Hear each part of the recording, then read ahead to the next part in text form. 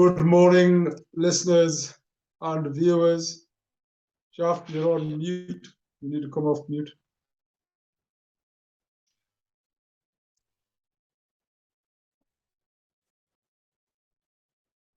And welcome to our show business.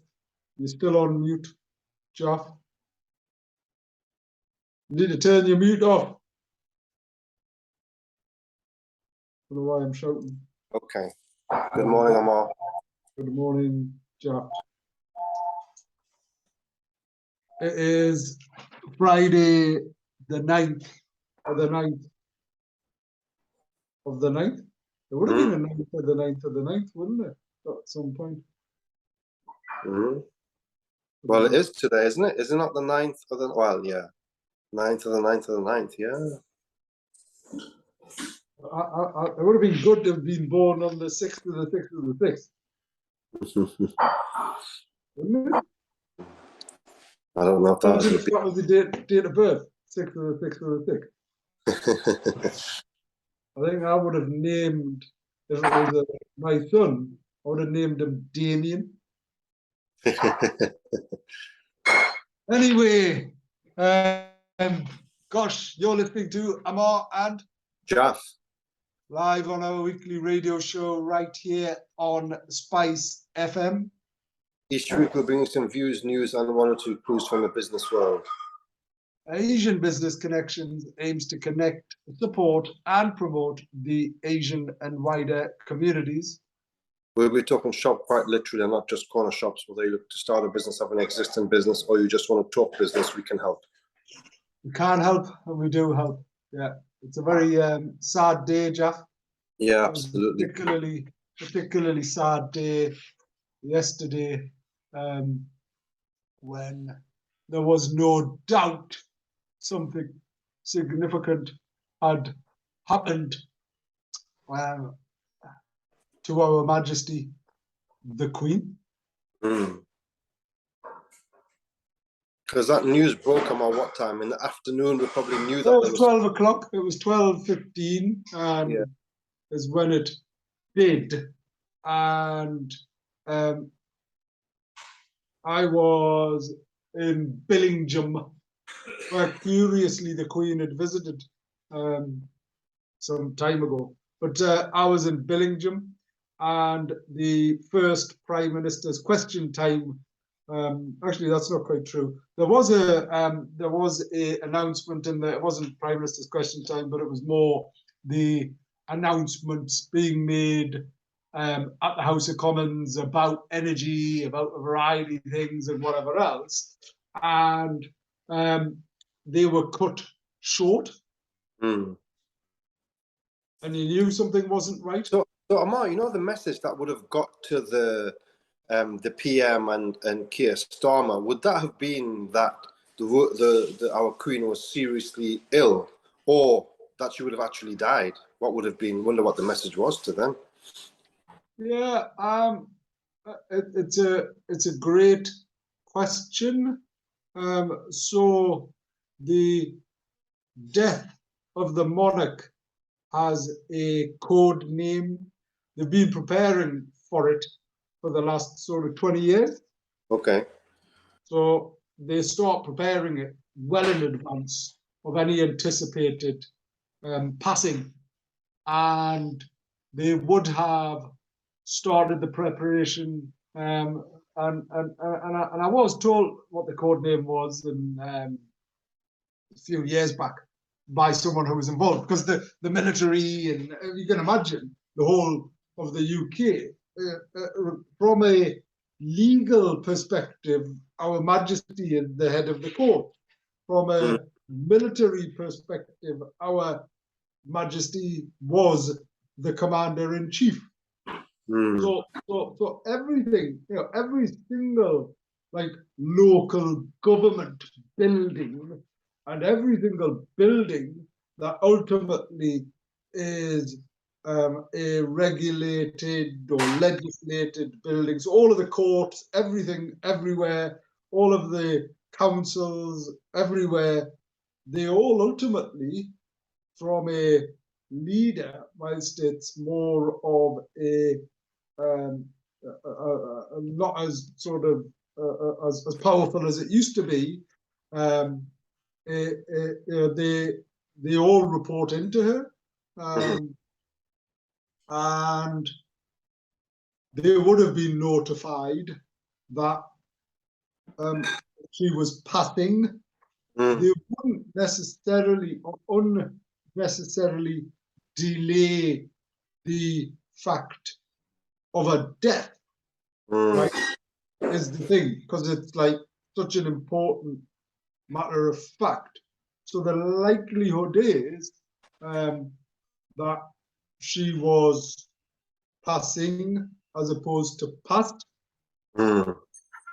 And we heard of everyone going to Balmoral. Now, the private plane didn't land until the afternoon, carrying a number of the royals that took them there. So we don't know, and we can only make assumptions. But you'd like to think that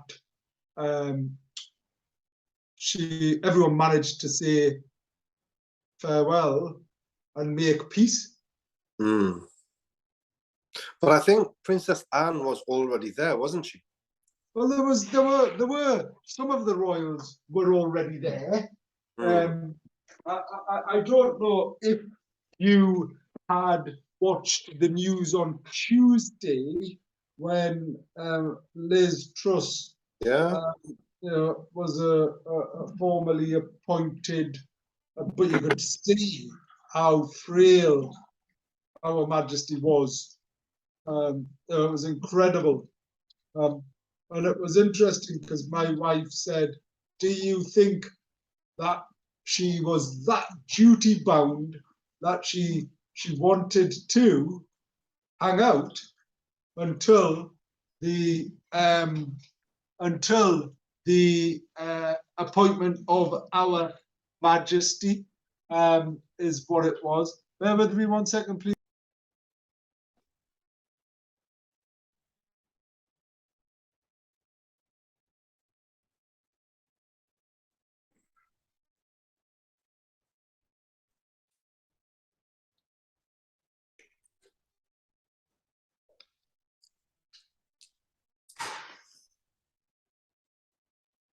And Jav, can you keep talking, please? Because obviously, if you stop talking, it means our listeners. So just start talking for just 2 seconds. Yeah, of course.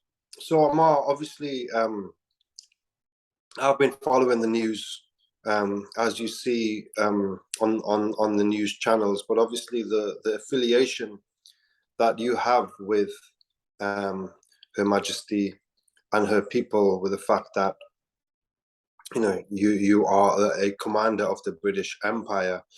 I just felt that you've got a very close affiliation with Her Majesty, along with the fact that you may have you might be privy to information that we may not be privy to because you're within that circle.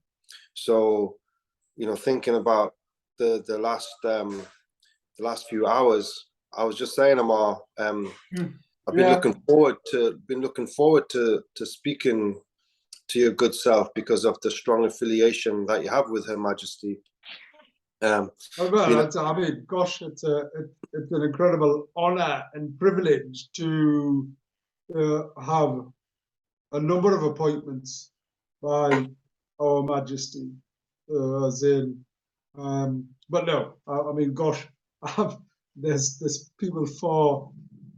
She was still, and they still remain, a very in private family, if that makes sense. So that I'd find it incredible if there was lots and lots and lots of people who were aware of the intricacies of what took place and what happened yesterday.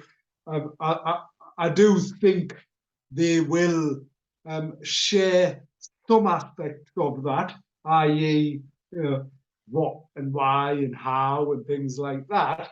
but ultimately, her mobility, her ability to move around was considered to be a big issue and challenge, and that is why everyone had been invited up to Balmoral, is what they were invited to do. So the Boris had to go and resign, and the Liz Truss had to go and be appointed in Balmoral. But no one immediately expected her to be passing that close after that. And the point that I was making, Jaff, was very much that, my wife sort of said, do you think she was that dutiful that she sort of hung out to appoint her 15th Prime Minister? And whilst I think, of course, she was always duty bound, I don't quite think that was the exclusive reason around. But it's an incredible thought, isn't it? If you think about it, she's devoted her life to public service. Absolutely. I think the fact that at the age of 96, you see her 2 days ago standing and appointing Liz Truss, and then 2 days later, she's gone. But she must have been her. I wouldn't have thought that it was a major deterioration in her health. I just think that she was already very poorly, but she had the mental strength and the desire to fulfill her duties until the very end. And I think that says it all about Her Majesty, that she was able to do that at that age, where she really, others may have said that, look, Her Majesty is just too poorly to conduct that particular duty. But the fact that she's done it, it just says everything about her, doesn't it? Oh, of course it does. Of course it does. I just think it's beautiful, is what it is. And from my perspective, it's incredibly sad. I was like really sad. It's I've had the immense pleasure and pride of meeting her, but like in such an incredible capacity, Jeff, in that I have never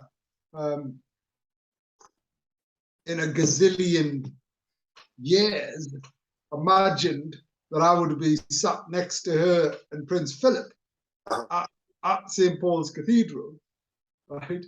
And then stood in front of her sharing a prayer.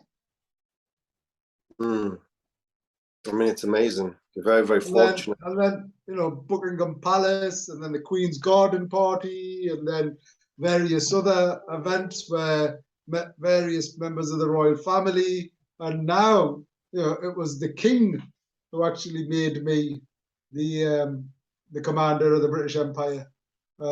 It's incredible. King Charles, as in it's crazy, isn't it? It just sounds a bit strange, doesn't it? Very much so, but almost sort of historic, prehistoric, as in you wouldn't expect. We've lived all of our lives with Her Majesty, the Queen, and it's now Her Majesty, the King. Yeah, it just doesn't sound right, because we're just so unfamiliar with it. Yeah, very much so, very much so. And the thing is, once again, it just demonstrates the value and the worth and how much everyone sort of cared and loved her. Like everyone did. Doesn't matter whether you're a Republican or whatever your views are. Everyone loved our Queen. Absolutely, Emma. I was just having this conversation with someone in my gym. You compare the perception that we have of Her Majesty as opposed to somebody like Margaret Thatcher. I mean, Margaret Thatcher would have divided opinion. There would have been some that liked her, some that disliked her. But with the Queen, it's very much everyone adored the Queen, and that maybe say something about her, how she's gone about conducting herself over such a long period of time, especially in her position, which, you know, when you do have a commonwealth that you're looking after, and there's a number of countries with number of desires and number of political issues, and so many other issues that she would have dealt with, but it's the art and the skill that she had in order to keep all of those things together, and there being unanimous love for the Queen. It just pays homage to who she was as an individual, because I don't think there's many others that can achieve what she achieved. Oh, well, we'd never, you know, we're never going to get another person similar to Queen Elizabeth II ever. And, you know, obviously that's a matter of fact, but more so in that, if you imagine in her lifetime, Jack, the immense and incredible pace of change in society, in community. Yeah, absolutely. You know, as in, like,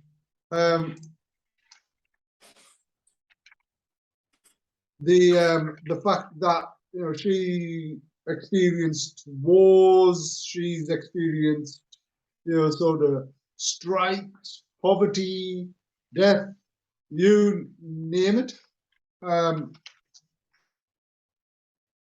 It's like, it's crazy, isn't it? Yeah, it is. It's a very, very sad day, and I think everyone is just touched with everything that she has done for so many. I mean, it's going to be a very, very dull 10 days or so, Amar. But in terms of, we were talking about this in the gym, in terms of the mourning period, which is going to be 10 days or so until the funeral takes place. There's various different ways that can go, but I was actually thinking that it's probably not a, I mean, they're going to make the decision whatever they feel is correct, which everyone will respect, but I think that everything should continue. So, for example, the sporting events should continue, because you're going to get millions of people coming out paying their respects, as opposed to those people staying at home, not being part of something. So I think I would prefer to be out at events, being part of the that part celebration. that part of mourning is, there'll be a series of opportunities to bring people together. I mean, my view is sort of, gosh, it's like we need to mourn the greatest monarch ever. If you think about it, Jeff, right? The Queen, Our Majesty, right? She was Our Majesty the Queen when Pakistan, not when India, because King George VI was king when India became independent. But the constitution of Pakistan and Bangladesh, Our Majesty the Queen overseeing that.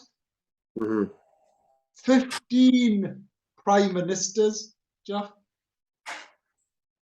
15 prime ministers. The longevity is just incredible.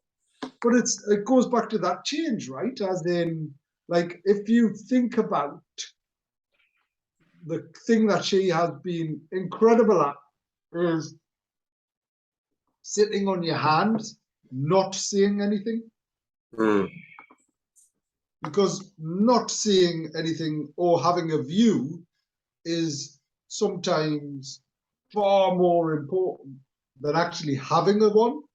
particularly when you are in such significantly influential role. Yeah. Anything that comes out the Queen's mouth will have an impact on millions of people. So I think, like I said, the skill that she had in order to be able to deal with her position was, I don't think many have that level of skill. I mean, obviously, I think that we're in for, I don't know how much significantly it's going to affect our everyday lives, but King Charles is probably going to be a very different monarch. Well, he already is. He already was. You know, it's particularly interesting that he hasn't sat on his hand.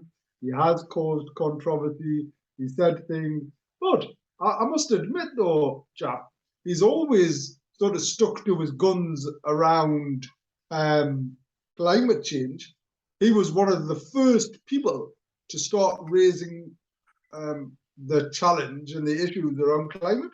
But I'm very, very worried about that. But even so, if you compare the position of the Queen as opposed to King Charles, well, you can't. If you have a look at the issues with Prince Philip and how the Queen dealt with him, at the end of the day, it is the Queen's son. And you mean the Prince Andrew, not Prince Philip. Andrew, sorry. You have a totally different relationship with your brother as what you would do with your mother. So if the Queen was very sympathetic to Prince Andrew, I don't know if King Charles would be as. No, he won't. He's not. Far from it. I cannot see that at all. Yeah, even that changes the dynamic of the rule and how it's going to impact individuals. Again, maybe it's this loving grandmother had a special place for Prince Harry, and I understand that King Charles and they don't have the best relationship with his son. So there's so many things that are going to change for the worst in terms of how that family is, that family bond that the Queen managed to create and uphold. I think that's going to change significantly. I think so. I think we're going to see a total different monarch. We're going to see a total different monarchy. I don't think the sentiment will exist the way that it did or has done.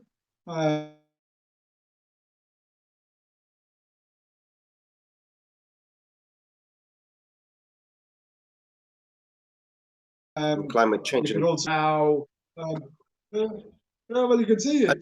People the cost associated in the funding and all of that we as taxpayers make up. People may start questioning some of that. Lots of people already have done for a very long time. But there's a number of anti-royals and things like that. However, from my perspective, I love the monarch.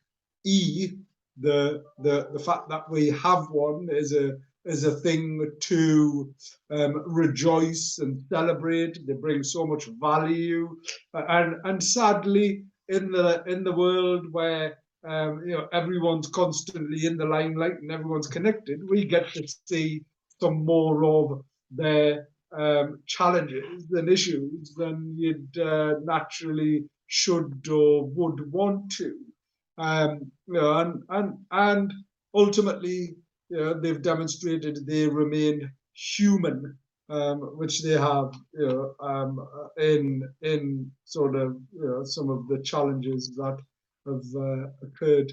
But coming back to Her Majesty, our Majesty, the Queen, if you think about it, Jack, she was never meant to or prepared to be the Queen.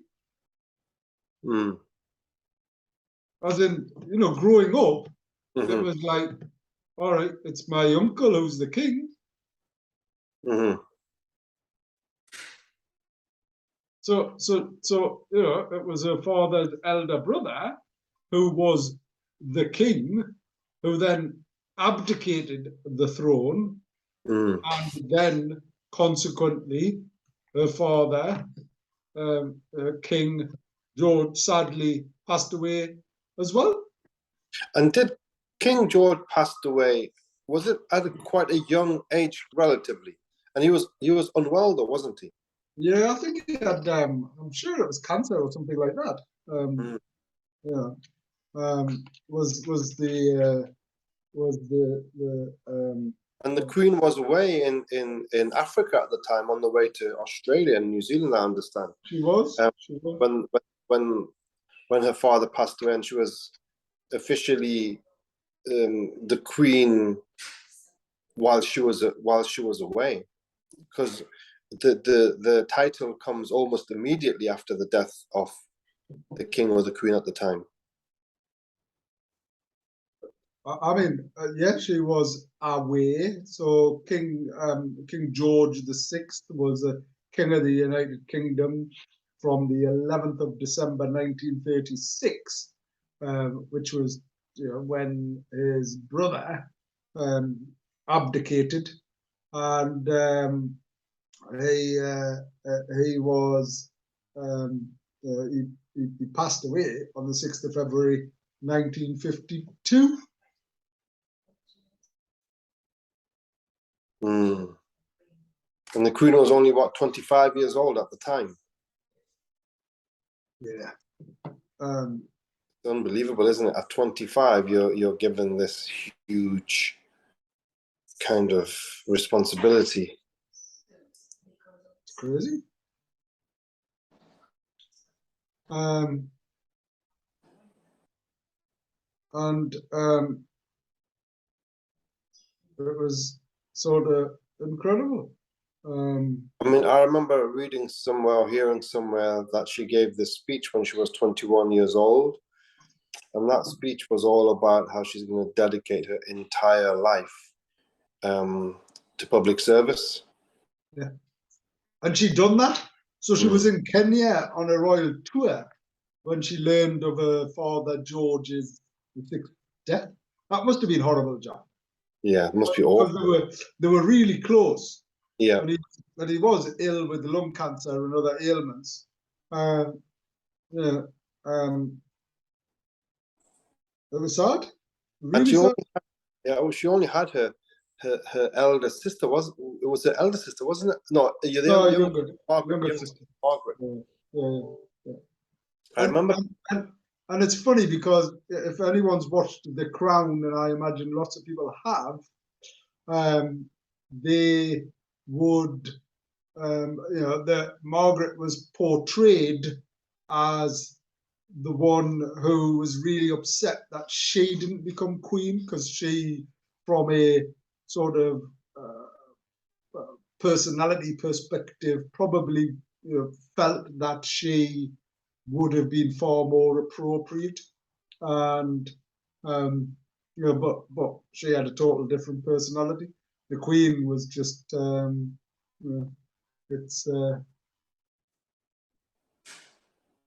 sad. But no, there's a beautiful picture of her here. So let me share this picture of Our Majesty, the Queen. Whilst doing that, Omar, so obviously the next 10 days, effectively, the country is in mourning. Being in the position that you have, in the affiliation with Her Majesty, is there any special duties that you're going to be taking on? Well, I mean, so Our Majesty the Queen, in regards to special duties, no, but in regards to supporting, you know, sort of activities going on, then yes. My military role is one that is whereby she was the commander-in-chief, so there'll be military recognition and roles and activities that will occur. And they're from a British Empire. Now the King Charles is His Majesty, and as a consequence he becomes head of the church. There are some ceremonies happening at St. Nicholas's Cathedral.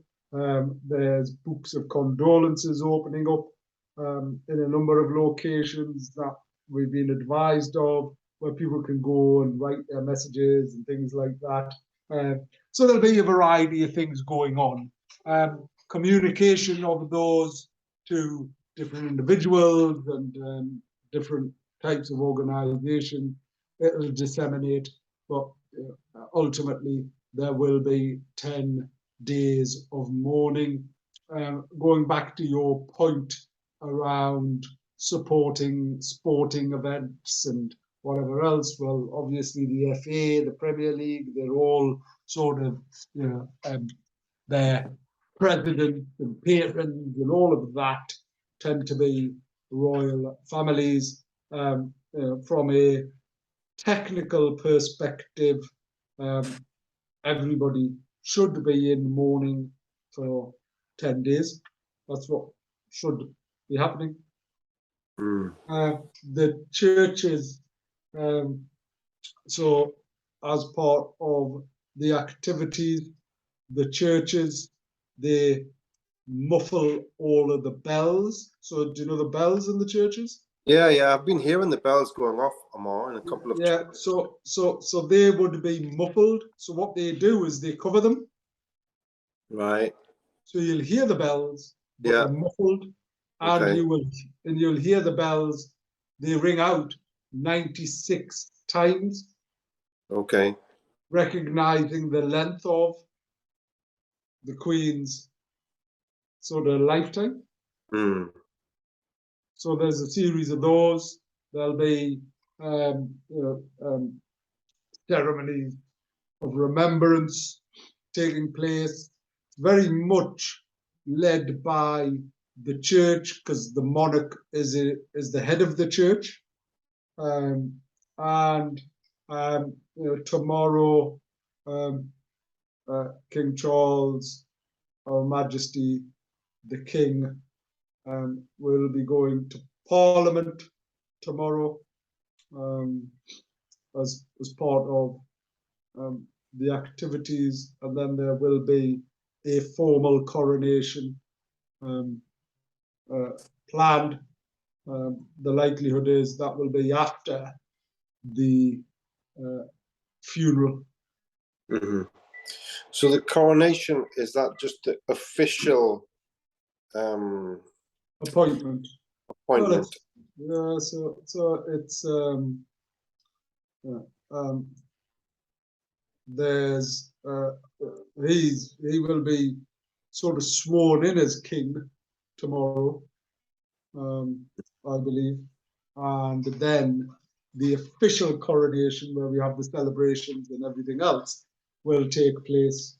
Will be planned in a couple of weeks' time, I imagine. Okay. What's your sort of most significant memory of Our Majesty the Queen?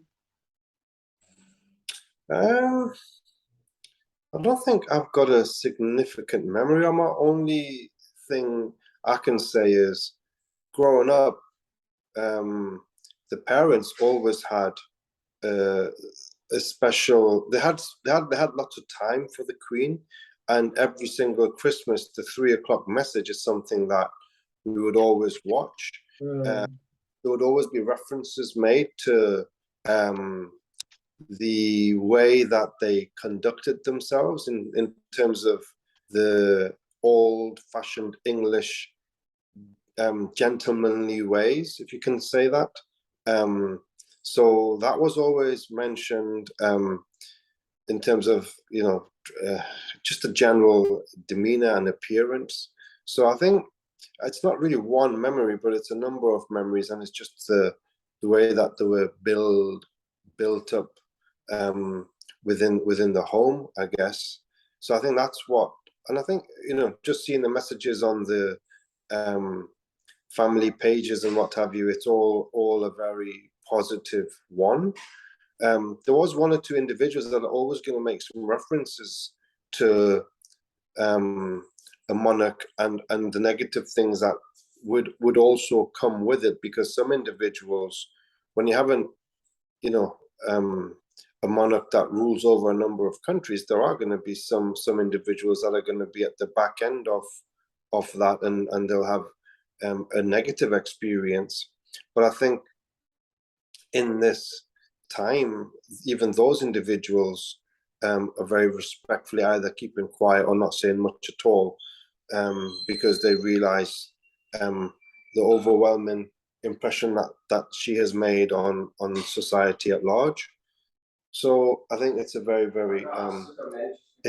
positive memory that we have within our home of the monarch.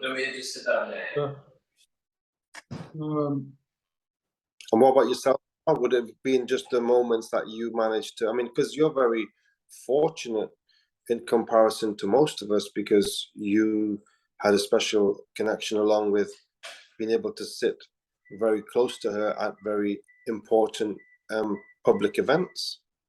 Yeah, I mean, having met her, you know, I mean, obviously thousands, hundreds of thousands of people she met, potentially millions of people, you would say, over her lifetime, given her role and responsibility. But yeah, you know, for me, the garden party was just like, that was the first experience in 2011. Jeff was, you know, going to the garden party at Buckingham Palace and never previously have been there, to go inside this incredible place, and then being appointed a commander of the British Empire inside Buckingham Palace, and then probably the most significant you know, event for me was not just sitting next to her, but meeting her formally at St. Paul's Cathedral. You know, there was like, I'll never forget, Jeff, right? And I've shared this story, but it's an incredible story, because you know, here's me, like some Geordie Asian dude from Newcastle, who you know, wouldn't necessarily say that I'm extraordinary. There's certainly nothing special about me. I've just sort of, you know, done what I've done with the ambition and vision of trying to make a little difference, working with lots of lovely people like yourself, right? So getting an invitation to attend the 100th anniversary of the most excellent order of the British Empire, right, was such an incredible opportunity, Jeff. And yeah, I'll never ever forget you know, when I arrived, because prior to this, I knew I'd walked past sort of St. Paul's Cathedral, but I'd never been in it. And then going into St. Paul's Cathedral and going, oh my gosh, this is the you know, incredible place. It was like, it was just mad. And then from there, seeing the ceremony that was being planned, because I got there the day before, and the morning before, and went in, and all of the knights there. So they have the Knights of the Garter, who are the 12 knights of the realm that are appointed as the Queen's own knights, and they're very special, particular peoples. And then you've got the Bishop of St. Paul's, and there was a very close knit community of people of the Queen's inner circle of the inner guard. And then there was me, and everybody here had been pretty much born into royalty or in these positions. There was this sort of history and heritage of, my parent was, their fathers were Lord such and such, or they were cousins of the Queen, or they were like pretty much royalty. And then, as I said, then there's me, right? And I'm standing there, I'm going, am I really here? As in, is this really going on? Type. Honestly, it was one of the most incredible experiences ever, like ever. And I had to do this prayer, and I was the only ethnic person anywhere near the front, so there was no other black or Asian people there, and you could see the look in people's eyes, like, so right, who are you? Type of thing.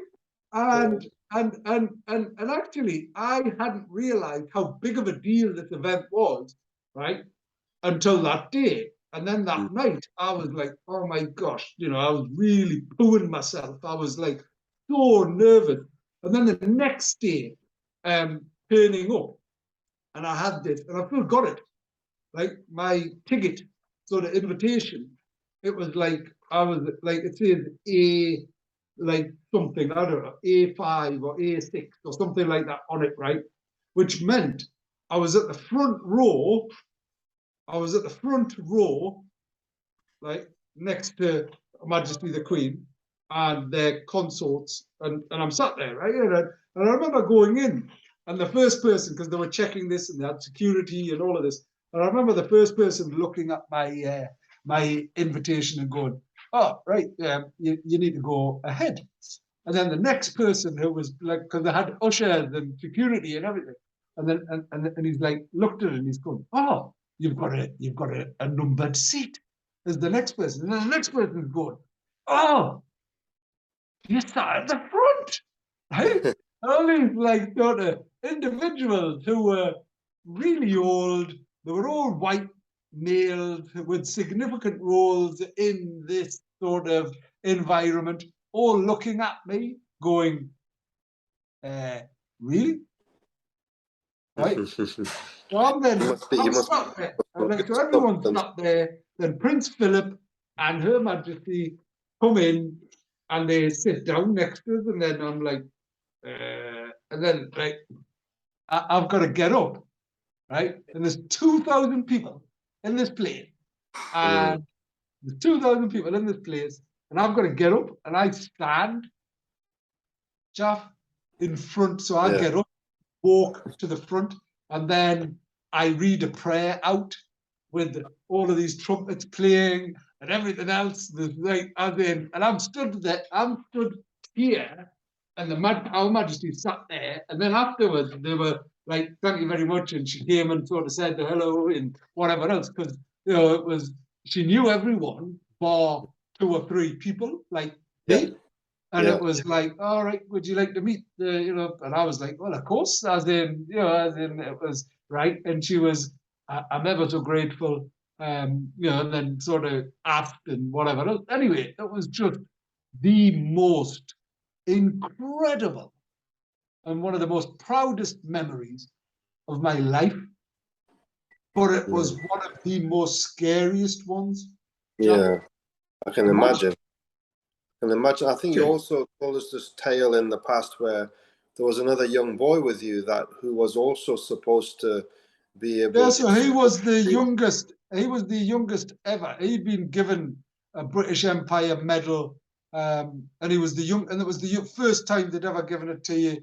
This boy, and it was meant to be me and him doing the prayers with each other, and he was like, when he got there, he was there with his parents, and when he got there on the day before as part of the rehearsals. He was like, and I was like supporting him and I was encouraging him and whatever else. But the next day, he just sort of said, I can't do this. Mm-hmm. It was, and actually, Jack, you've got to see. I've got a video. It was all videoed. Yeah. It was all an incredible display, which I intend to share as well. But amazing memories, and huge sort of appreciation on my part of sort of the opportunity.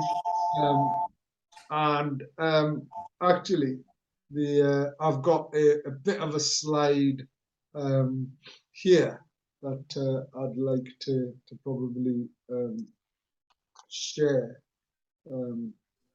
because it's just a series of photographs and things like that, and so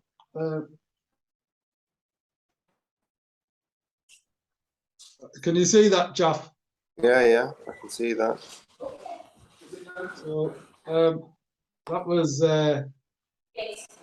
my first invitation on the 19th of July 2011 to Buckingham Palace.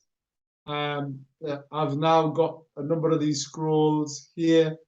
That's me stood there at St. Paul's Cathedral. Can you see that bottom right where it says Service of Dedication in St. Paul's Cathedral? Can you see the bottom right? Bottom right, yeah.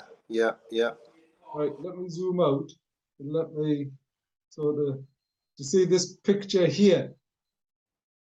Can you see that? Yep. Well, that picture there. That's you stood up right there at that time. That's me with 2,000 people in here. These are the Knights Garter. That's the not the orchestra, but anyway, the choir of St. Paul's. That's me stood there, and that's Our Majesty the Queen and and Prince Philip, right? Yeah. That's me on the left, stood at the front. I've got this video. I've got within the video acknowledgement of me by the Queen and all of that, and the prayer. This was the prayer that I had to. That was the prayer. So led by, and the other person thought it was John Joe Herman, who was meant to be doing it with me but didn't. Yeah. And this was the prayer in this environment at the service of dedication in St. Paul's Cathedral. This is and that's St. Paul's Cathedral, and you can see how big of a deal. Of course, it's a very serious royal event. Oh, it was one of the biggest celebrations they'd had. It's like, it's such a privilege, an honor, and to have this. So I also have 3 of these now, where I'd like to read this out actually, because it's such a beautiful sort of message written by, signed by Our Majesty Queen Elizabeth II, and Elizabeth II, by the grace of God, of the United Kingdom of Great Britain and Northern Ireland, and of her other realms and territories, Queen, head of the Commonwealth, defender of the faith, and sovereign of the most excellent order of the British Empire, to our trustee and well-beloved Amar Yusuf Mirza Esquire, greeting, whereas we have thought fit to nominate and appoint you to be our ordinary commander of the civil division of our said most excellent order of the British Empire, we do by these presents grant unto you the dignity of an ordinary commander of our said order, and hereby authorize you to have, hold, and enjoy the said dignity and rank of an ordinary commander of our aforesaid order, together with all and singular the privileges thereunto belonging or appertaining, given at our court at St. James's under our sign manual and the seal of our said order this 14th day of June 2014 in the 63rd year of our reign, by the sovereign's command, Philip the Grand Master. So was that 2014 when you got your CBE? Yeah, I was the youngest. I was the youngest and the first Asian in the Northeast to be appointed a CBE, That's just amazing, and I can't believe it's 8 years already. 8 years, Jack, and we went to Buckingham Palace and we had that celebration at the Houses of Parliament and all of that. That was a great day. It was unbelievable. Look, it's a huge achievement, a huge accolade, and I think most importantly, it's just being able to have that special connection with Her Majesty, which you'll obviously cherish for the rest of your life, and your kids will cherish, and that kind of connection will remain forever. And probably, without us, normal people like us who don't have that type of connection, still feel connected to Her Majesty the Queen. So it just shows the aura that she had, and the ability to have that connection with almost everybody without even touching them. But I mean, I'm incredibly honoured, and I'm not any less normal than anybody else. As I've said, I've never done anything extraordinary, or it's I've just been very fortunate in the times and having the opportunities to meet such significant individuals, and it's an absolute honour and privilege to be appointed not only as a commander of the most excellent order of the British Empire, but then more recently I have this honorary colonel certificate, which is signed equally by Our Majesty as well. Amazing. So it's like by the grace of God of the United Kingdom and Great Britain and all of the realms and to Commonwealth and Defender of the Faith, to our trusty and well-beloved Amar Yusuf Mirza CBE, greeting. We, reposing trust and confidence in your loyalty and good conduct, do by these presents constitute and appoint you to the honorary rank of colonel in our land forces from the first day of June 2021. And it's like by Her Majesty's command. Yeah, amazing. It's just beautiful. It's wonderful. I am ever so proud and privileged. This isn't about, oh, look at me. It's more like, look at us.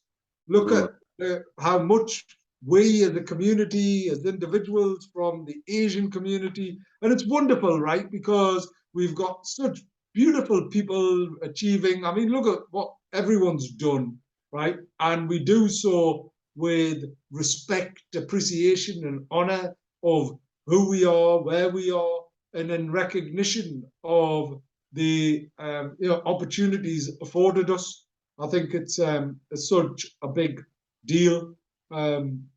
and Spice FM is devoting its time, its effort, its energies, and entering into a 12 days of mourning. So the funeral will be on is anticipated to be on the 19th, Jaff, and King Charles has now asked for a further 7 days of mourning after that, for royal mourning for the royal family, is what's been asked for. So it's actually 12 days, not 10 days, as we mentioned earlier, is the official day of mourning. And then there will be a subsequent 7 days of royal mourning for the royal family to take place. Anyway, you've been listening to Amar and Jaff on this special Spice FM show devoted to the incredible, immensely popular, huge public servant, Our Majesty the Queen Elizabeth II, who was the head of our Commonwealth, which includes Pakistan and all of these various other countries as well. Stay tuned for further shows dedicated and devoted to Our Majesty. And regardless of your faith, your culture, your religion, wherever you're from, please say a little prayer for Our Majesty and hold her in your thoughts.